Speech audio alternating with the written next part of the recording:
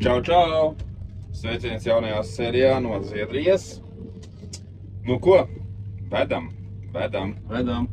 Ir sakrājies darbiņš, ir jāpalīdz novest, ņemot vērā to, ka Armands nebija šīs 2 nedēļas, apslimis ir. Tas nozīmē, ka iekrājās darbiņš, un mēs ar Damāru divatā cīnamies. Tā kā tā, vairāk kā 1000 ir pie zemes, un viss ir veigāzes, un dažāds veigāzes, ražīgas veigāzes, mazāk ražīgas veigāzes, un tā tālāk. Un šīs dienas tēma ir, kā vest mazražīgas veigāzes. Tieši mazražīgas, jo, parastās veigāzes, ja viņas ir, kā parastās, vienkārši tur, kur daudz tie koki ir izgāzes, un tā tālāk, tur bieži vien var vienkārši izmantot tās kailcirds metodas, teiksim, tā kā kombinēt tās kravas, tur vairāk varbūt, ka 2 reizes braukt pa vienu ceļu un tā tālāk. Bet šī tieši mazražīga cirte ar maz kokiem principā ir tā, ka vienu kravu, lai izvest, tev jānobrauk kā hektārs. Jā, nepārklausies, hektārs. Pagājušā krava man bija 1,3 hektāri vajadzīgi, lai es varētu piepildīt visu pilnu kravu. Tā kā tā. Tūlīt pastāstīšu, ko es te daru, kā es te mēģinu darīties. Un tā tālāk par karti, vairāk vai mazāk parādīšu, kā es to redzu un kā es to esmu izdomājis, kā te labāk darīt. Izdomājis, neizdomājis, vienkārši, to jau var redzēt, kā te darīties. Varbūt kādam darītu savādāku, bet es uzskatu, ka šitā metoda, ko es daru, tas ir diezgan ražīga un neko nevajag sarežģīt. Ko, parunāsim par to vešanu šeit un tā tālāk, sākumā par harvesteru. Harvesters bieži vien ir kaut kādas atsevišķās vietās, kur ir ļoti maz tie koki bijuši viens vai 2 koši var saķert. Viņš ir izveids ārā uz lielo ceļu, kā piemēram šeit. Bumbulis ir mānīgs, te nav jābrauc, tur viss kārtībā ir arī ķieģelis, bet tur viņš nav, viņš izvests kaut kur ārā, tas koks bija. Tā kā tā, tas ir viens. Cirsma principā ļoti liela, 52 hektāri. Very much. Uz 52 hektāriem ir tā, ka ir nozāļā tikai 400 vai 500 kubļiem pilni. Jā, tas nav daudz. Un attiecīgi sanāk tā, ka ir ļoti daudz jāved hektāri. Sanāk baigā braukāšana. Jā, rekur es parādīšu tā, cik man tagad šajā kravā sanāk, cik es nobraucu, lai es uzlasītu šitādu kravu. Nav pilna, pat vēl es papildināšu viņu uz šitā ceļa, jo es plānoju par šito ceļu iet ārā uz krautuvu, kas ir šita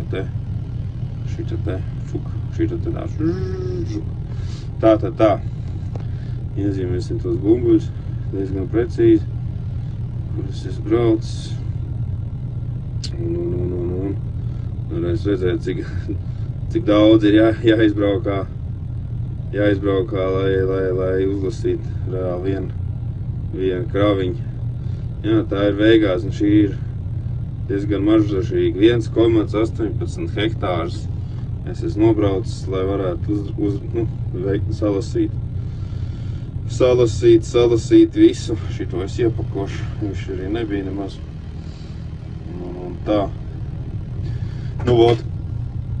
Koki maziņi.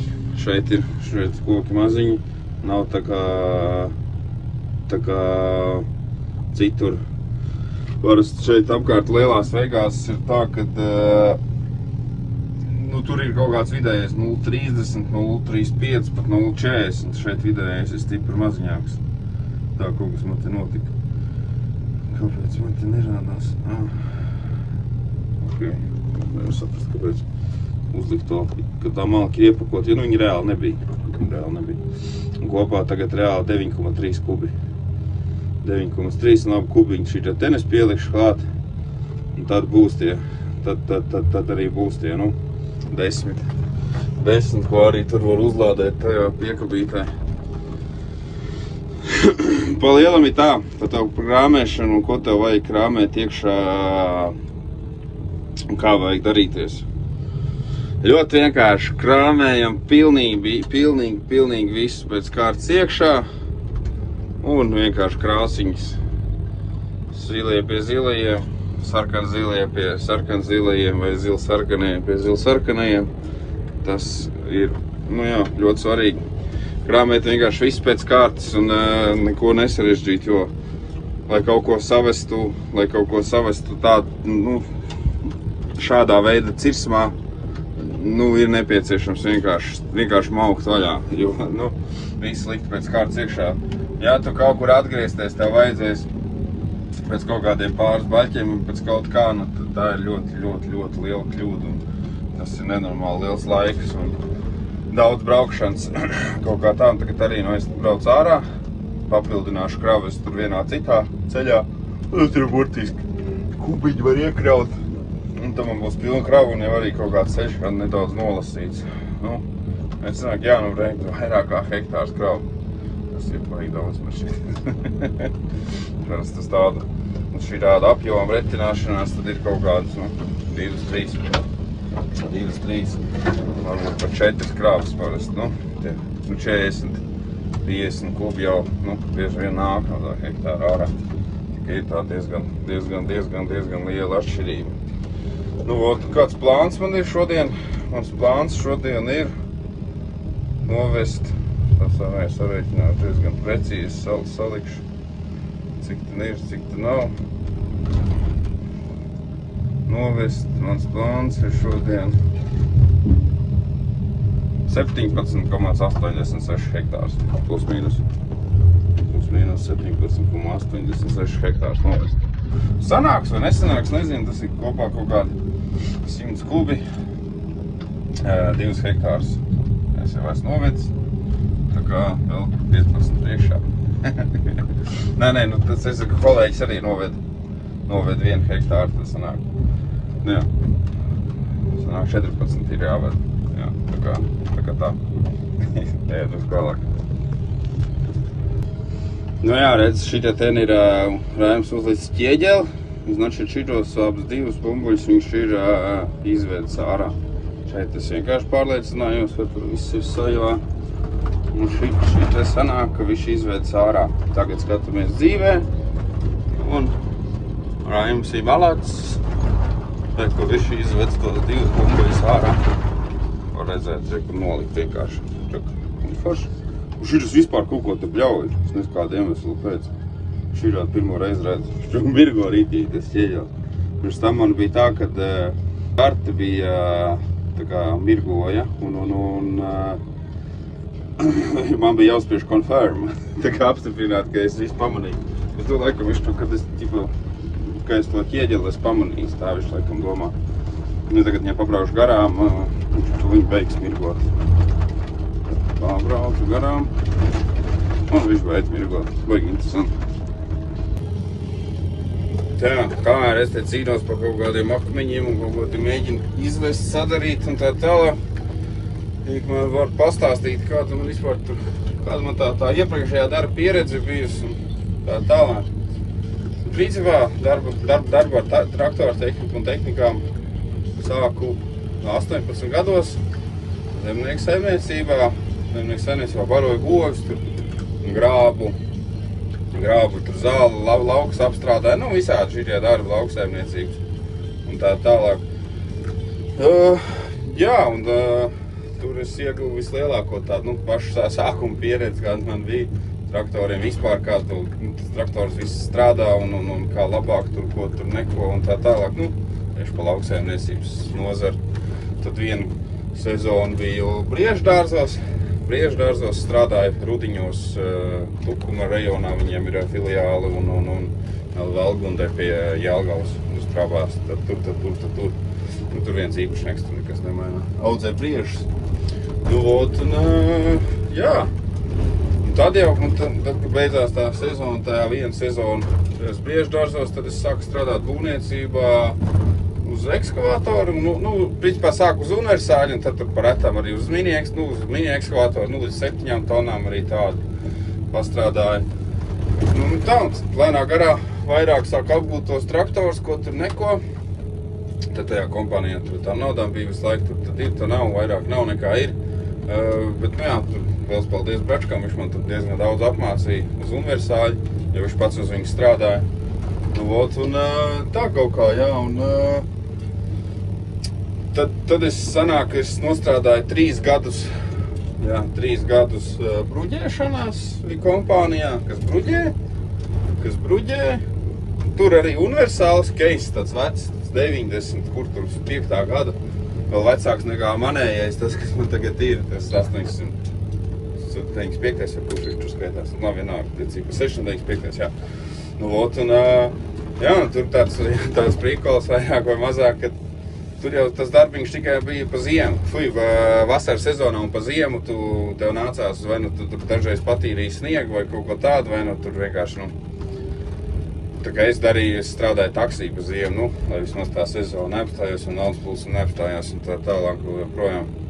Nu, vot, un, jā, tad tur viss apnika, ka tā ziemas nav, ka tur reāli tu sezonā strādā, ziemā tu nestrādā. Tad es pamēģināju laimi ārzemēs, Anglijā pieteicos vienā fermā, caur aģentūru strādāt uz traktoru. Tur man it kā ņēma, tur viss forši. Un tad beigās devu priekšroku Citrus Solutions, tā kompānija. Tas ir zem kaut kā viņi tur skaitījās, Tele2 vai zem kā tur. Kraču optika, Vācijā optika rakām. Braucu tagad strādāt uz mini ekskavātoru. Vairāk vai mazāk es vienkārši liku bruģiju to, un asfaltēju. Asfaltēju plus 30 grādos. Nu, tā bija, jā, skarbi, bet fakts, ka viņš man uz ekskavātoru nepalaid, jo tur viņiem nebija, kas bruģē reāli. Nu, viņiem vajadzēja, kas bruģē, nu, attiecīgi, viņi vienkārši uzlika man uz bruģēšanu. Nu, protams, kas notika pēc 3 mēnešiem, es jau tur apakaļ neaizbraucu, jo, nu, skaidrs, man tur nākotnes nav. Un paralēli Vācijā, kad bija, tur tas tāds grafiks arī, tur 3 mēnešus strādāt, 2 nedēļas vai cik tur tikai brīvs ir. Nu, krašķojas visu laiku Vācijā. Un prikols tāds, kad es biju Vācijā, man saņēma piedāvājumu tur no viena pazīstamā, kad ostā meklē operators. Un, jā, un te es sazvanījos ar to ostas šefu, kas nekas, viņš tur, jā, tu vai pagaidīs, viss tur čot, ka tieši osta bija pārpirkta, Zviedri bija pārdevuši latviešiem to terminālu, un tad viņi tur ar tiem operatoriem tur netika galā vecajiem, un tad vienkārši meklē jaunas komandas, nu, komplektēja. Nu, tā ir, jā, bieži vien nepieciešams vienkārši jauna elpa ir viedot tam uzņēmumam, un tad tas viss ir jāaiziet. Nu, jā, es biju viens no tiem jaunajiem, kas tur bija, protams, pieredze tur zero. Koku kraušana, kas tas tāds vispār iekāp iekšā, nu bija jau pabraucis nedaudz uz to mini ekskavātoru arī tajā Vācijā, kas ir 3 tonīgs, un tad iekāp iekšā tādā 35 tonīgā celtnī ar kausiņu, kas tur kratās un dejo, nevar saprast, ko tie vispār darīt. Tā diezgan stulba sajūta, un tās darba pārunas arī ilgi kaut kāds 3 līdz 4 stundas, un man tur bija mašīnas jākrāmē jau uzreiz jau jāparāda, kas tur ko neko, es tur pierādīju sev, jā, nu, kad es ka varētu, nu, darīt to visu vienkārši, nu, tas ir jāpiešaujās, vajadzīgs ir laiks un tā. Un tās ir liels, nu, tehnikas un tā tālāk salīdzinoši, ko es iepriekš biju strādājis. Un, jā, un es teicu, es saku, 2 nedēļas vajag brīvas, atpūtos 2 nedēļas no tās Vācijas, un tad es sāku strādāt. Un tā bija, es nekad tik daudz naudas nebiju nopelnījis tik īsā laika periodā. Es nopelnīju 15 dienās 1300 vai 1300 eiro. Nu, man visu laiku uz traktoriem pirms tam bija alga 1000, 1100, tajā Vācijā bija 1500 laikam pa mēnesi. Nu, pa pilnām stundām un tā tālāk. Un tad uzreiz pirmajā mēnesī tāds, jau šito es saprotu, un tad tev uzreiz tāds stīmuls baigais parādījās šancēt. Jā, un baigi forši, nu, un tad tur to gadu pirmo nostrādāju tā kā uz laukumu, nu, mēs tur ar kolēģiem tur visu laiku mainījās un tā tālāk.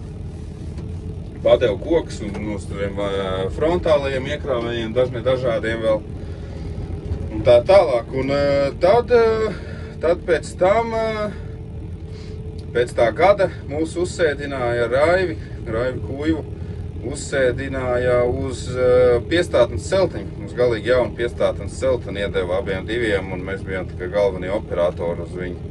Nu, tas tāds foršs tāds arī tā kā pagodinājums, vai kā to nosaukt, ka tev, zin kā, tāda maz pieredze iedod lielo celtni, galīgi jaunu vēl, un šeit ņem mācies, cik, forši tas tādā ziņā liels paldies Rolandam, kad viņš, ļāva mācīties un deva un ticēja tam, ka viss būs forši.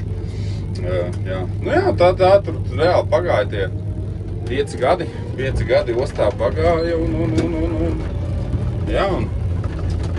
atkrāvos diezgan daudz kuģus, koku materiāls un tā tālāk, tad man te sākās tā meža dzīve. Kā es nolēmu vienkārši iet prom uz mežu, jo man bija tāda lieta, kad es vienkārši jūtu to, ka, jau viss tā osta ir apnikusi, dēļ naktsmaiņām, dēļ nestabilā grafika un dēļ tā arī, ka toreiz tas Covids vēl viss tas bija. Un reāli tās cenas vienkārši uzauga kosmosā, pilnībā visam. Algas mums ostā necēlās, apjoma nāca klāt tur, tad, kad bija tas Covids, tur diezgan tie koku materiāli gāja, viss tas tur notika. Bet mums algas necēlās un arī viņi tur teica neplānot celt un tā tālāk, un tad es nolēmu to, ka mēģināšu mežu, jo, man nav ko zaudēt.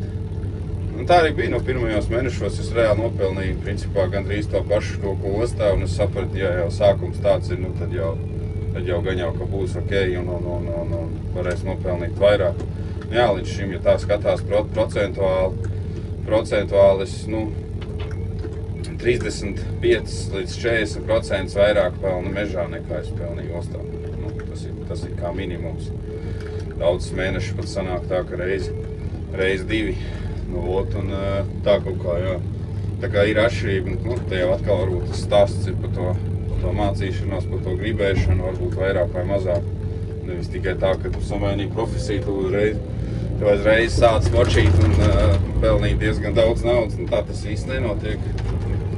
Ir baigi jāgrib tas viss pasākums, lai tas tā būtu, jo te neviens ar karotīti tā neieliks mutē. Ir jau žaļ, kas dalās ar informāciju ļoti, un viņiem nav žēl, un arī tie cilvēki, kas man mācījuši ir, no spilgtākajiem, tur ir, Aldis Groznis, kas tur ir visvairāk, man, tā kā devis savu informāciju vēl, Jānis, kuru uzvārdu nedrīkst minēt, viņš teica, lai baigi nepieminu viņu, viņš iemācīja rītīgi daudz. Tā badās Raims iemācīja, kas ir groži, LVH mestars, viņš iemācīja diezgan daudz. Un tā badās, visu laiku to informāciju mēģina no kaut kā paņemt. Runā ar tiem operatoriem, kā viņi dara, un tu jau paklausies, kā viņi dara, un tu saproti, šis ir mans vai arī šis nav mans. Tu vari iziet no situācijas, tu vienkārši izvērtē. Jā vai nē, paņemt sev vai neņemt, tā kā jau pats tu esi jau pats, savs laimes kalējs, un jau pats to tomēr, izvērtē. Jā, nē. Un pa lielam, mēs jau tik tālu jau esam nogājuši no tēmas nost, bet pa lielam ir tā, ka, bez mācīšanās mežā vispār nav ko darīt. Ja tu neesi gatavs mācīties, attīstīties un domāt un tā tālāk un reāli strādāt, pavadīt tās stundas tajā traktorā, tad īsti nav ko darīt tev mežā, jo tenīt, lai tu nopelnītu, lai tā kompānija, pie kuras tu strādā, lai nopelnītu, lai visiem viss būtu labi, ir jāmācās, ir daudz jāstrādā. Jāmācās un daudz jāstrādā. Bez tā pilnīgi absolūti nekas nenotiek. Tad jau arī, ir jau kaut kādi piemēri arī negatīvie, viss atnāk uz meža salaužu aiziet, viņš tur maz nemeklē risinājumu, kā viņš varēja nesalauzt. Vai arī kā viņš var salabot tagad to, ko viņš salauzis ir un tā kā izvairīties no tādām situācijām, lai viņas tur neatkārtojās un tā tālāk. Lielāka, ļoti bieži sanāk tā, ka vienkārši cilvēkiem tas, kofīgi, kāda atšķirība aiziešu, samainīšu kompāniju, nerisināšu problēmu. Man ir mežā bijis daudz, kaut kāds liels šaizes, es esmu strelu salocījis, tur piekabas apgāzes, piekaba bija apgāzis vienu reizi, slotiņu salauz, tā kā man gandrīz apgāzās piekaba, tas ir vienkārši tāds, tādi momenti, kuriem ir jātiek pāri un kuri noteikti būs, un ar kuriem arī darbdevējs, es ļoti ticu, ka rēķinās, ka tādi būs, ņemot jauns operators darbā. Bet tur jau arī īstenībā tā skatās, pieredzējušais operators ir bieži vien uztaisījis lielāks sūds nekā mazāk pieredzējuši, jo viņš jūtās drošāk savā tajā darbā, ko viņš dara, un viņš varbūt kaut kādā momentā var pārvērtēt pa daudz savas spējas, tur nenoķer ķeksi vai gāžot koku, tur domā, ka viņš aizies tā, bet viņš tā reāli neaizies. Jauniņais, teiksim, būtu gāžot to koku, viņš tur izvērtēja divreiz, kāpēc, uz kuru pusi viņš un kā viņš kritīs un kāpēc, kā pieredzējušies, es jau te paņemšu. Tā ir dzirdēts vienkārši, pēc nostāstiem, Aldu runājot arī, ir šitie momenti, kad, pieredzējušies satais lielāks sūds nekā jauniņais kaut kādos momentos. Bet, tā ir tā dzīve, ko mēs te daram visu laiku. Principā atbildība ir viss tavās rokās un pats izvērtē visu, ko darīt, ko nedarīt. Un, ja tu skaties tur, teiksim, var nogrimt, atlaid to gāzes pedāli, brauc lēnāk, nevis brauc ātri vai tā tālāk pats visu vadi, neviens. Tā kā es kaut kādā iepriekšējā vienā sērijā tur arī teicu, ka no Office tev var iedot. No Office tev var iedot padomus, varbūt, kā labāk darīt, bet realitātē tu esi tajā vietā, tu esi traktorā, un tu, izlem tieši tajā momentā, kā tu to koku ņemt aiz tā gala vai tu ņemsi viņu pa vidu. Lai tu apbrauktu to akmeni, tad tomēr brauks viņam virsū. Protams, Office'ā tev teiks, ka tev ir jābrauc uz akmenis, bet tev ir nav varianti. Tev kreisajā pusē koks ir, tev ir jābrauc pār tam akmenim. Kā ir tā? Tagad tā, labi, tad vairāk par filozofiju. Principā šāda veida cirtējs, kas ir, redz, te nav materiāli, es vienkārši braucu tukšā, kaut ko paņem nedaudz, braucu tālāk. Jālādē pilnībā, viss ir pēc kārtas iekšā, un tas arī tā ir, un tā tas strādā, un vienkāršāk ir izšķirot krautuvē to, ko tu esi sakrāvis, nekā braukt divas reizes kaut kur, ja tas vispār absolūti nav vajadzīgs kaut kā tā. Labi, paldies, ka noskatījies. Davai, čau, tajā līdz nākošajai reizei.